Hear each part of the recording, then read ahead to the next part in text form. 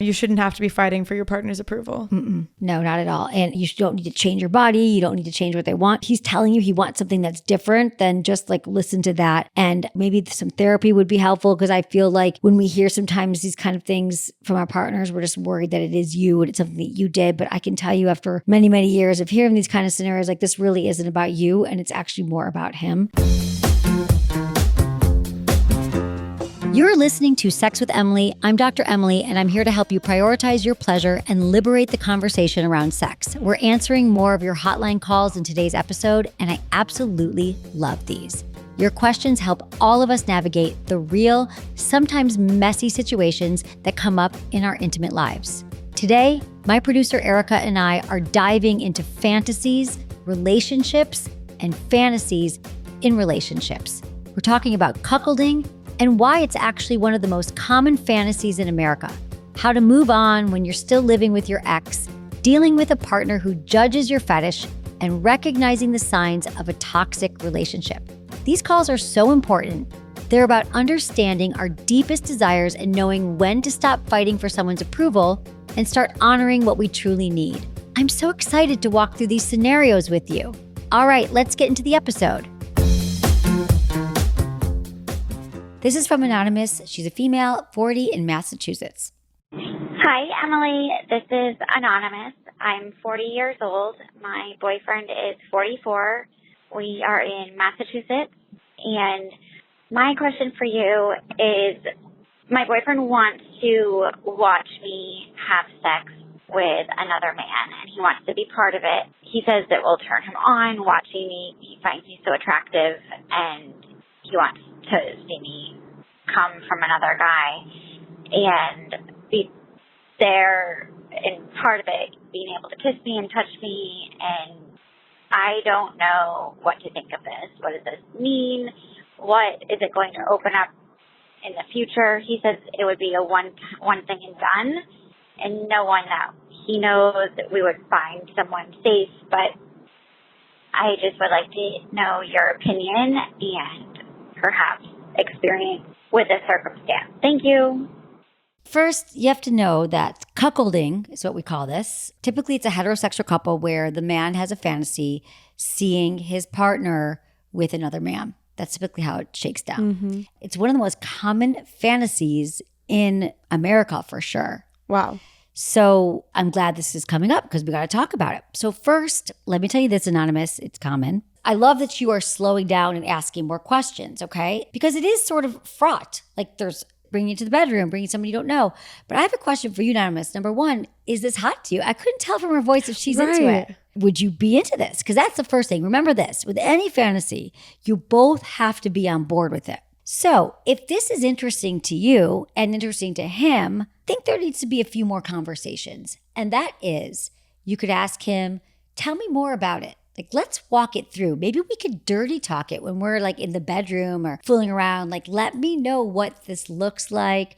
What does he picture that the guy looks like? What kind of sex acts are happening? What are you doing? Because the more you guys can visualize, or maybe you could talk about it at dinner over drinks, but just, I think you both have to get clear on what that scenario is and then feel it in your bodies. How does it sit with you? When you think about yourself with another man, are you turned on? Are you a little bit nervous? If you are nervous or you have some concern, what's coming up for you? And have the conversation with your partner. Have it all out now and figure out, like, how would you meet this person, or more about what kind of sex acts are on the table. Is there anything that's off the table? You know, would you be going to dinner first, getting to know him? Would you be blindfold? Would this person come into a hotel room? You know, would you use your real names or wouldn't you use your real names? Would you be using protection? What kind of stuff would be happening? Why do you think that this is such a common fantasy? Well, there's different theories on that. It's really taboo. When you think about the list of what's taboo, right? This is one of those up there. Like, especially they have found that people who tend to lean a little bit more conservative have this fantasy over others, because if you tend to have more conservative values, you really hold the sanctity of marriage and commitment in very high regard, and family.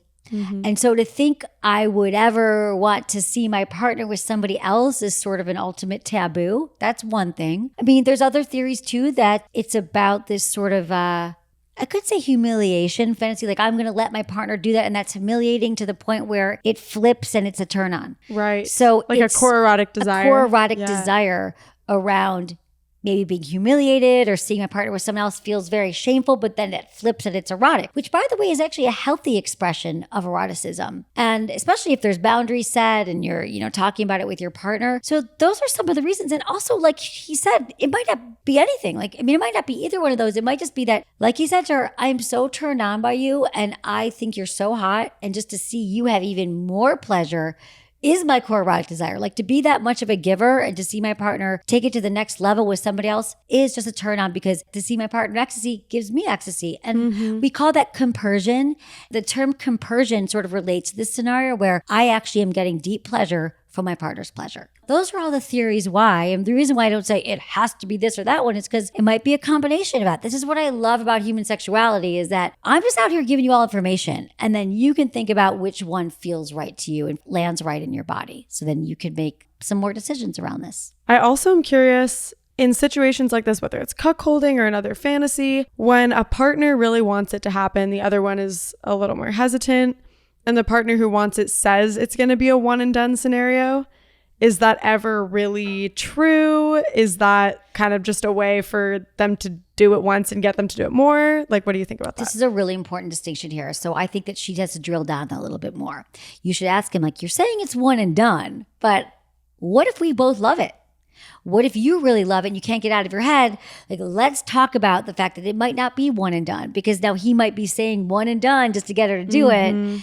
And if this has been a fantasy, or let's say it's a core erotic desire of his, it might not be one and done. So I think be realistic here and just say, like, what's the actual situation here? Yeah. What's really going on? Do you think that's ever a fair argument when trying to have your partner do a fantasy? I think that we have to pay attention to the fact that, like, we probably say those things to get our way and to get our partner to do something. It's okay to retract that and say, you know what, it might not be one and done. Because what if we really like it? Like, we're talking about sex here. If you really like something sexual and you're going out and trying something new, like, let's leave it open that a possibility that we both love it and we want to do it again. Now, if this actually does happen with them, an important point here is that after this happens, they need to debrief. They need to talk about, were we both turned on? Did we like it? What went right? What went wrong? And how would we, if we do it again, what would it look like?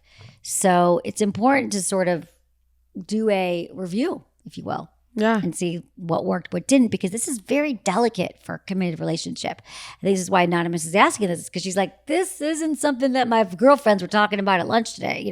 This isn't common. I haven't heard this a lot. It's new territory, and we really have to, like, understand it. And so that's exactly what it is. What if he's really into it and she's not? What if she's really into it and he's like, nope, I don't want to do it. Right. He's like, never going to do that again. And she's like, I loved every moment of it. So when we're playing with our sexuality and with a partner, we have to be open and say, I'm not sure what's going to happen here, but we care about each other enough. We have a really solid commitment. We love each other. We have great communication skills, and we're going to figure out the way that we can both get our needs met in this relationship. And that might mean that it happens and it might never happen again. If we don't, and it can still be used as fodder for dirty talk, as you said. That's the best thing. When people explore, people open up, or they swing, and they find, like, it's not like it's every time they have sex, but sometimes one scenario like this, playing out a fantasy once, can work for like months. Dirty talk for like months or years to come. Remember that time when we found that guy and we were in Las Vegas and we got a hotel room, and like, that was really hot, and that could be fodder for years to come. So there's a lot of different ways you can slice this scenario here, but just make sure that you guys are on the same page and practice really comprehensive communication. Thanks, Anonymous. Thanks, Anonymous. Let us know how it goes. This is from Nicholas, 33, in Dallas, Texas. Hi, Emily. My name is Nicholas from Dallas. I am 33, male. So I'm currently living with my ex-boyfriend, mainly because we have 6 months left on our lease and we both didn't want to break the lease or anything. We've been split up for about 7 months now, and I'm kind of having a hard time, I guess, dating or being intimate with someone else. Obviously, I'm not over him, but I know, like, it's a done deal type thing. We've already had several conversations about it and everything. I'm just not sure, like, how to get back into being intimate with other people, feeling those same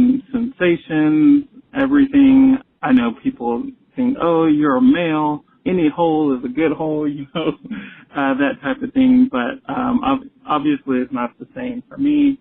Either I finish too quickly or I don't finish at all, and it's just not a pleasurable experience for me. Thank you. Bye. All right, Nicholas. Thank you so much for your question. And sounds tough right now to be broken up with somebody, but to still be living with them. So go easy on yourself. That feeling like you can have a clean slate and that you're fresh to go out and meet someone new and be really in your body and connected is really hard when you get home every night and your ex-boyfriend, you're still seeing him every day. Right. So let me just normalize that for you. That's not easy. But what you're also saying, I think, is interesting, that everyone says, oh, it's just a hole and you're a man. And no, we're all so different. So I love that you're able to say, yeah, I get that some people feel like that, but that's not for me. I just want to assure you that when you're ready, I believe, like really ready, and that might be when you guys are no longer living together, or maybe when you find someone that you feel comfortable with and you're ready, you will get those sensations back. You will learn to feel connected again. It takes time. When we're with somebody for a while and they become the person that we're having sex with, remember, there's muscle memory, there's our brain plasticity, and all the things that get connected to the way we get aroused. He's currently your source for that. And now we're looking at transferring it so you can be with somebody else. And sometimes that's a really quick leap. Just because you're ready maybe in your mind doesn't mean that all of you is really ready. And again, because you're living together, it makes it a little bit more challenging. So I would say just go easy on yourself. And maybe you could start to expand your friend group by just going out with people and being in the experience of making new friends and seeing people that you may or may not be attracted to. But how great to meet people in an environment that feels less like this is a date and I should feel aroused and I should be turned on, but something that's just more casual as you're getting used to being single again and being out there in the world and putting less pressure on yourself to be in a connected sexual place and a greater emphasis on just feeling connected to people out there in your community. Sometimes I feel like that's what's going to work. And it's a more holistic approach to healing from a breakup and moving on than just, I got to find someone else. Right. A replacement, an instant replacement versus reconnecting with yourself after a breakup. What do you look like as a single person? How do you live your life? And again, I understand this is a really complicated scenario because it's hard to live like a single person when you're still living with the person you were coupled up with. Yeah. And especially if your ex-boyfriend is moving on themselves, that would be tough. If I could definitely see, the tendency to compare yourself to your ex. And that's when we're not living together. Right. And now you're seeing him walk to the kitchen in his boxers, making coffee. Right. If he's still doing that. That's just not easy scenario. Exactly. So go easy on yourself. You said you've been split up for 7 months now. That's not a long time in the overall relationships. We have to remember that we are not rubber bands. We don't just snap back. Our brains are just okay, now I'm ready for a relationship. No, our entire bodies are connected to this person. Our brain, our body, spirituality, physicalities. There's ways that we get into the groove of being with someone and we can't just automatically pop out of a relationship into another one. Exactly. Enjoy your time being single. There's no need to rush to get back in another relationship just because you just got out of one. Right, exactly. Wait for the right person. So true. There's this notion that when we're single, it's just a stopover to relationship, that we're somehow broken or incomplete as single. But being single is a really, I think, a delightful time for growth, for understanding yourself. And don't forget the relationship with yourself of masturbation and giving yourself pleasure. So you're not automatically linking that pleasure to your past, but you're also able to have a bridge here where you're really having great solo sessions with yourself before you get out there and date as well. It's all going to help fuel you towards the relationship that you're looking for in the future. Especially because he did talk about he finishes too quickly or not at all. Or if you really reconnect with your solo sex, your masturbation, that'll be great. If it's not a pleasurable experience for you, don't do it. Yeah. No pressure. Can we all just take the pressure off ourselves right now? What are you pressuring yourself for? Think about it. It could be anything in your life right now. Is that necessary? Do you need to be pressuring yourself and being hard on yourself? Because most of us do that and we don't need to when we really are able to take a look at it. So I give everyone permission right now to take their foot off the gas and let go of one thing that you're being really hard on yourself for right now. Love that. It's going to feel so much better. Thanks, Nicholas. Thank you. Hold the phone. We'll be right back after a quick break for our sponsors to answer more of your hotline calls.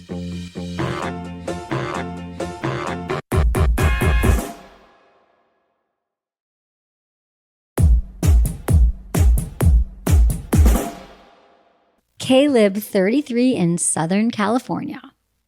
Hi, I'm 33 years old in Southern California. And I just had a question about just kind of like sex and communication. My wife and I don't really have really great communication with that. But I'm also into something called ABDL or ABDL. And I suppress a lot of things just because she's not into it or thinks it's completely wrong, some like demonic, and just like wants nothing to do with it. And I thought it would be something that I could live without, but because I'm suppressing things and unable to talk about it, it might jeopardize our marriage. Like, I just don't know kind of like what to do. Like, is it normal? And is it something that I would grow out of or can eliminate? Or is it just because this kink is here, it's just who I am in a way? I don't know if that's really a question, but hopefully you can answer it. Thanks, Caleb. So appreciate you and your question. So just to clarify here what he's talking about, I think that's important. What he's talking about is adult baby diaper fetish. And so what this is, we call it age play. It's a specific form of fantasy role play where your partner is embodying a different age than they actually are. So we hear that with DDLG or Daddy Dom Little Girl, where you're playing a little girl and your partner's playing the daddy. And so in this one in particular, he wants to play an adult baby, but in a diaper, and have his partner sort of infantilize him. We call it paraphilic infantilism. Just so people understand what it is. Basically, what he's saying is he wants to be in a diaper and have his wife partake in this fantasy, which is one that's a little bit more intense and would take some really deep understanding of the psychology behind it and what you actually need. And it's really not for everybody, which I understand. It's part of a core erotic theme. A lot of us have these core erotic desire that we have since childhood, and there's things that we actually require for arousal. This might even be a fetish. So when we have a fetish is something that's a requirement for arousal. Like basically what he's saying is he would need to be in an adult diaper with his partner participating in, caretaking or whatever that fantasy is for him to be aroused, for him to get erection, to be turned on. If you have an adult diaper baby fantasy, it's a nice to have. It'd be really fun every once in a while to play around with this, but I don't need to have it. A fetish is required. A fantasy is a nice to have. It sounds to me like with the suppression that he's doing, it's a requirement. Caleb, my recommendation is you could take some more time explaining to your wife what it actually means for you, when this desire came about, what you understand about it, how it might look in your relationship if you actually want it to be actualized. Is it once a month? What would she have to do? What's it like? So maybe there is a point where she's like, I really love you. This took me off guard. I didn't really understand it, but I love you and I will do anything that you need to be turned on. Yes, I can do it once a month, twice a month, and we could do other things.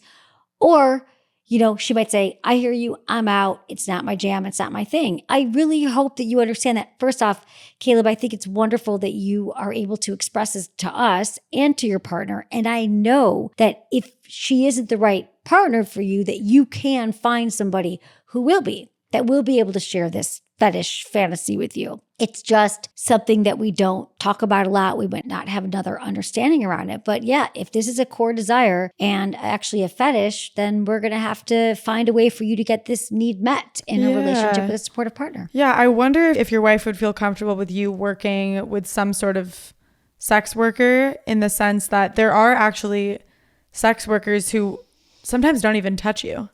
It's truly like to help you feel that core erotic desire. Or sometimes there are sex workers who only touch you from the neck up. Like you can set different limits. Yes, absolutely. So there could be a world in which you get to experience that core erotic desire of infantilization without your wife having to partake in it, or without you having to separate or go outside the marriage, or you can open up. There's a lot of different ways to get your needs met. There's a lot of different ways. And I do know actually some men who do pay for dominatrixes and people to sort of have their fantasies filled while their partners are like, I'm out of it. It's like outsourcing. It's like outsourcing parts of your sex life. Yeah. And while that might be very extreme to many people, this is the world we live in now. There's a lot of ways to get access to people who would want to share in certain fantasies with us. This is where relationships have to start to have healthier conversations around boundaries and what's hot and what works. But once we get our head around the fact that we can all get our needs met in relationships with really excellent communication, I think this could be a viable option if she's down with it. We just have to get her to understand that it's not about emotions. It's not about him having an affair. It's not about any of that. It's really just about getting this really core need met. And if she can't do it, and who knows, like maybe if he does find a way to get it met, then they could find other ways to please her. Maybe this will give her an opening to start exploring what her core fantasies are and her core arousal. But I love that he doesn't feel any shame about it. It doesn't seem like it. No, and which I he love should. that too. He's like, well, I'm gonna, figure out what works. Yeah.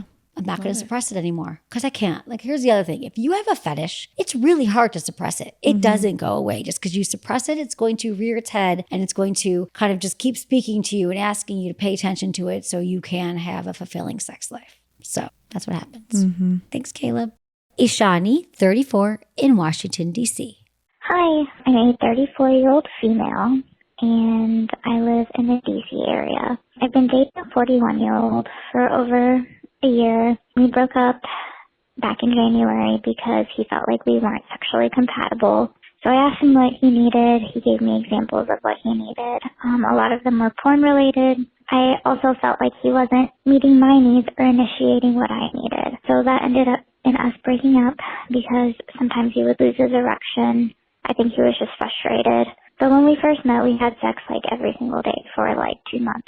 We ended up getting back together. I was working on things that, he wanted out of me in sex, but it's like he would never initiate having sex with me or guiding me and telling me what he wants more of or anything like that. I'm not sure if he just thinks I'm not capable of doing it, but we ended up breaking up again. And this time he told me that he feels like he's not as physically attracted to me anymore, or at times, and sometimes he doesn't want to have sex with me. And he still thinks that we're not sexually compatible. When I asked him what he doesn't find physically attractive about me anymore, he's like, I like women that are curvier, which I am curvy. But then he said, like, an example was like having muscly thighs. My body hasn't changed since he's met me. It's been the same. And so I'm just confused. I feel like, I've tried to do everything I could in the relationship. And, I was also pregnant before he broke up with me. The day before he was telling me that he wanted to grow and have a family with me. And then like 12 hours later, he broke up with me for not being sexually compatible and not being as attractive. So I would love more input. Thank you. First, I just want to say that this sounds like a really tricky situation and it sounds hurtful. He's using language that is just not really kind and he's a little bit all over the place. He's attracted to you, he's not attracted to you, you're back and forth. First, let me unpack this, okay? I'm going through your question here. First, you said when you met, you had sex every single day for 2 months. We all do, okay? Not to belittle this, but I just want to say this to everybody that sex is usually great in the beginning of a relationship. And that's how usually we stay with somebody, is because those early days fueled by new relationship energy and the best cocktail of hormones is something that we all just really cherish and covet. And we tend to go back to that. We want that back. But remember, it doesn't last forever. And then we have to create a new kind of depth and a new kind of connection as we move into a relationship. It sounds like he's just saying things that are a little bit hurtful to you. And I don't really think this is about you per se. He's saying that he wants you to be curvier and your body hasn't changed. It just sounds confusing. And then you're pregnant and he broke up with you. And I just think this sounds like a little bit toxic. That whole thing about wanting you to change on a physical level, whenever I hear things like that, I just hear people mostly it's about themselves and him not really understanding his own sexuality right now and maybe sort of blaming you and putting it on you. It's kind of working and it's making you feel bad. Again, I don't think this is conscious and I'm sure that there's a lot of wonderful things about him, but sometimes when we don't have the language, it's just a lot easier to say, well, you're not as curvy as I want and you're not doing the things I want and I'm in it, but I'm not in it. So I just think for you, this could just be a great sign for you to maybe end this relationship once and for all and really work on what you want sexually. It says that here you're doing a lot lot of servicing of what he wants and you keep trying to do what he likes, which is very common, especially being a vulva owner in society. A lot of us want to do what our partner wants, but I think the more you can take the time to figure out your own body and your own pleasures and what makes you feel good in a relationship, and finding partners who are open to having conversations about what mutually feels good to both of you, instead of like sort of leaving it all in your partner's hands to decide what's good sex. The pregnancy, I think, kind of throws a wrench in it. Obviously, if you need his care to co-parent, that is crucial. But I think if there's no baby involved, I would really question what your reasons are to stay in this relationship. I think that you sound like an amazing person who could find someone who loves you just the way you are. You shouldn't have to be fighting for your partner's approval. No, not at all. And you don't need to change your body. You don't need to change what they want. He's telling you he wants something that's different, then just like listen to that. And maybe some therapy would be helpful, because I feel like when we hear sometimes these kind of things from our partners, we're just worried that it is you and it's something that you did. But I can tell you, after many, many years of hearing these kind of scenarios, like, this really isn't about you, and it's actually more about him. And so the more you can work on loving yourself, keeping your own pilot light lit, and figuring out who you are as a sexual being, you're going to bring that energy into a relationship, and you'll be attracting partners who are also into that collaborative energy of finding mutual turn on, celebrations of each other as you are today. You feel like a partner just wants you to change all the time. That is not the ideal relationship to be in. It says that they're not saying you're okay as you are, they're dating you on potential, and that never works. All right. Thank you so much for your question, and keep doing you.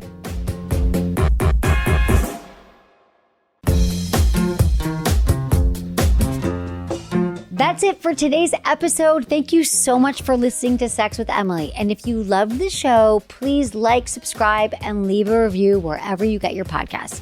And hey, share this with a friend or a partner. It might just spark something. It usually does. You can find me on Instagram, TikTok, YouTube, Facebook, and X. It's all at Sex with Emily. Oh, and I've been told I give really good email. So sign up at sexwithemily.com for free guides and articles and more ways to prioritize your pleasure.